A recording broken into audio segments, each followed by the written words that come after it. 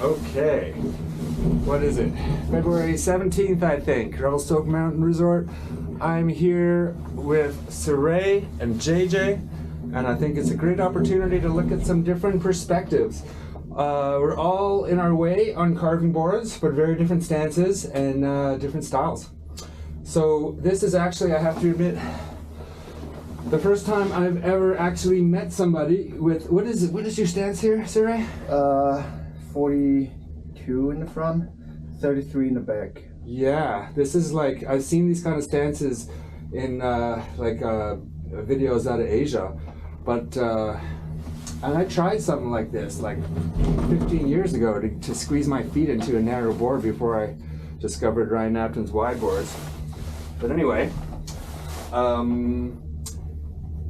me, why do you go so steep instead of going just a little wider? Because I have a wider board, but where I ride the most with Black Calm, you don't get good corduroys every day, and the snow condition is unstable at best.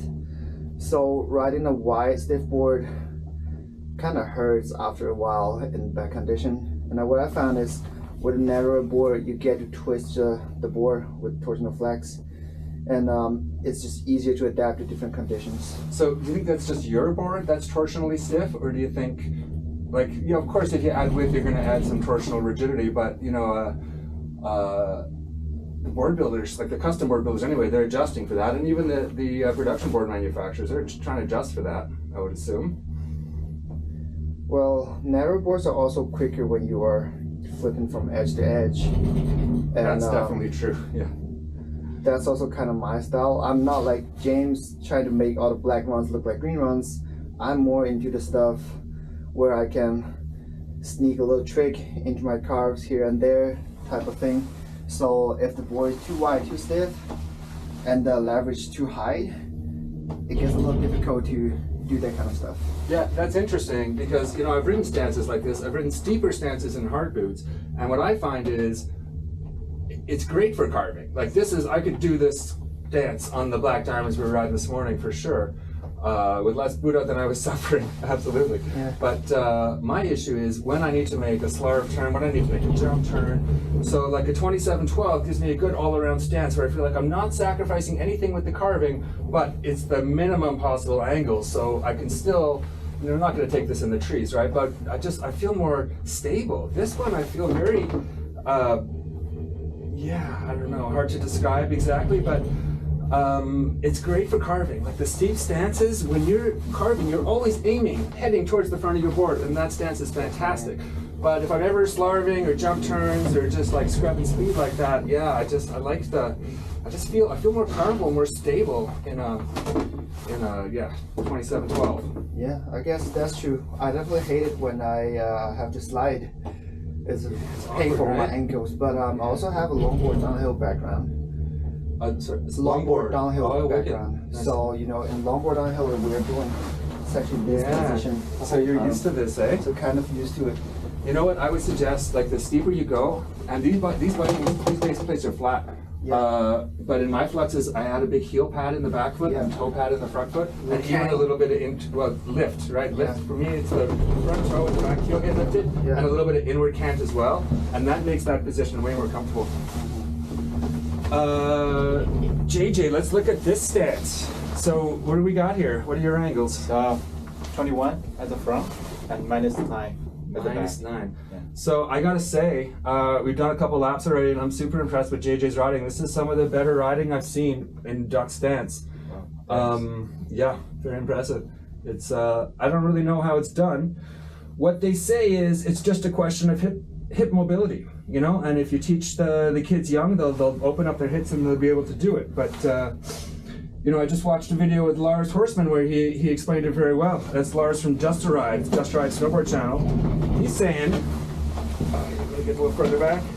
He's saying in this stance it's much easier for me to bend over the front of my board, but in this stance it's harder to get that hip position, and so when I'm bending in a natural way, I'm bending over the side, over the edge of the board, and then you're clamshelling, you're sticking your butt out, right, and then you're losing your edge.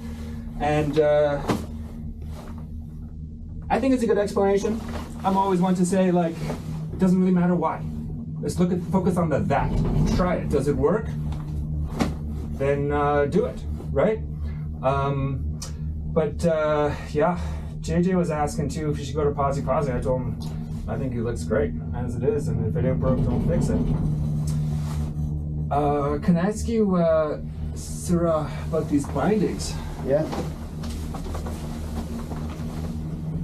So what do you think of them? So these are the Flux CVs, the first generation, and obviously the high backs are different because I broke one of them. Oh yeah. They were bad plastic, try to make transparent, but they were fragile. So yeah, the CV's got a higher heel cup than most of the other bindings on the market, which is great. It gives you a little more space. Really beefy one-piece base plate. I like that. Very powerful. Transfers most of the energy to your edge, and with that you can lift your edge a little higher without having a heel cup. Yeah, a lot of clearance there, right? And yeah, minimum suspension system, just plastic plate. I would say so. Definitely minimal suspension on those. But you could also call that maximum power transfer, I guess. Yes, I don't know. I would agree. I develop a little pain in my Flux XVs after if I ride them hard on a big board for a few days, and then I need to switch to a more comfortable binding for a little bit until that pain goes away.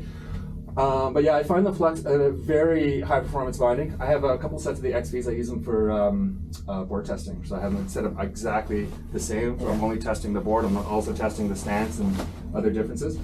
These I discovered this year. This is a Flow, what do we got here? NX2 Carbon Fusion. And actually, I bought these because my had surgery in my elbow, and so I started the season with my arm in a sling in my jacket. I need something I could operate with one arm. But I found they're super stiff. Again, kind of like the Flux, not the most comfortable binding, but both of these are high performance bindings for sure. What I like especially about the Flows is it's actually the lowest length. It adds the least amount to the boot. There is no heel cup. If I put this on a flat ground and put a square against this, it hits my boot before it hits the high back. And I measured my Flux XVs, and with a little bit of high back adjustment, that's like 1.4 centimeters. So that's 1.4 centimeters I can take out of the width of my board just by changing to a lower profile binding.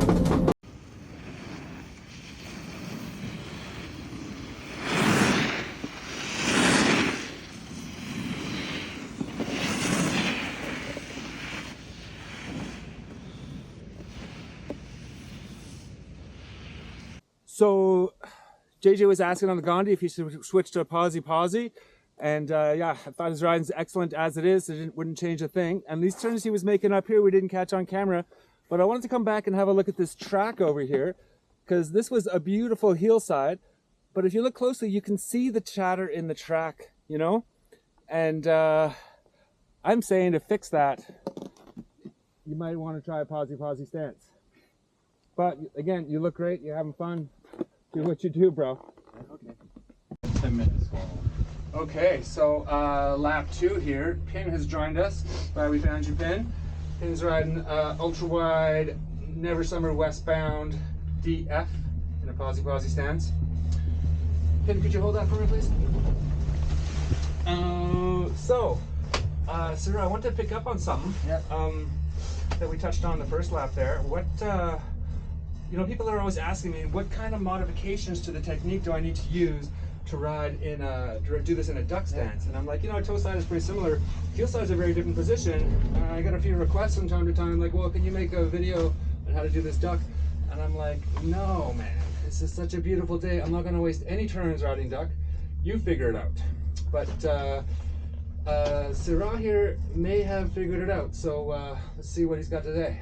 All right, so if we're talking about how to really get low on your heel side edge, it's a similar idea to why people are riding Posy.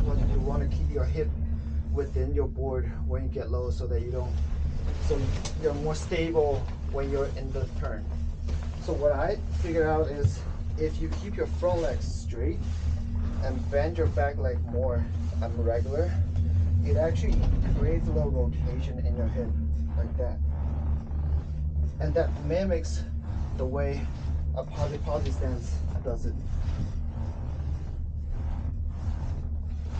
You might have to see you do that again on snow with more space on your board. Yeah. That's cool. I like that. Yeah, you know, I've been thinking a lot about what I'm calling the hip shift, because I've been teaching more people, and actually that whole secrets video was all filmed a year ago. I just didn't get around to editing it till late. So yeah, a lot of time to reflect and teach other people, and I'm seeing a lot of people are having trouble with this, like even in a posy stance, their hips are still facing the side, and yeah, that's the same motion. I mean, I can't do that in a duck stance. I'm limited in mobility here for sure, but yeah, it's that hip shift which is super essential. And you know, since I started making the secrets video, like at the beginning of last year, I started to think about what about the hips? What about the hips? So I bring in focus as I'm running to my hips, and I'm finding that driving on Heelside from the hips, you know? Whereas in the past I mostly focused on the shoulders and pointing with the shoulders. But yeah, whatever your stance, man, find the control in the hips. Okay, so we have 3 carvers on 3 very different stances. JJ's over here with +18, -6 duck. Yeah. Sirui in the middle with what did you say, +42, +33? 42-33. I'm on a 27-12 today, and we're each going to demonstrate the hip shift in our stance and what that movement looks like. Let's start with you, Sirui. How's that? All right. So the way I do it,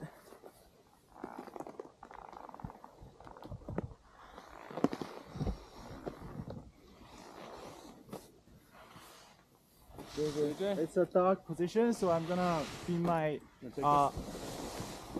upper body first, and like this. I'll show you again. Wow. There you go. I look at that, I think, ouch. I don't know, my hips don't go like that. For me, so yeah, 27-12, I've got some inward canting in both feet. I've got heel lift in the back, toe lift in the front, and the hip shift looks like this. Super easy. Am I facing my shoulders, my hips as much as possible, facing over the front of the board for my heel side. That's the hip shift. This is just like something I want to stress to people because it's easily forgotten, and it's maybe quickly becoming a tip I'm giving a lot of people is find that position with the hips on heel side.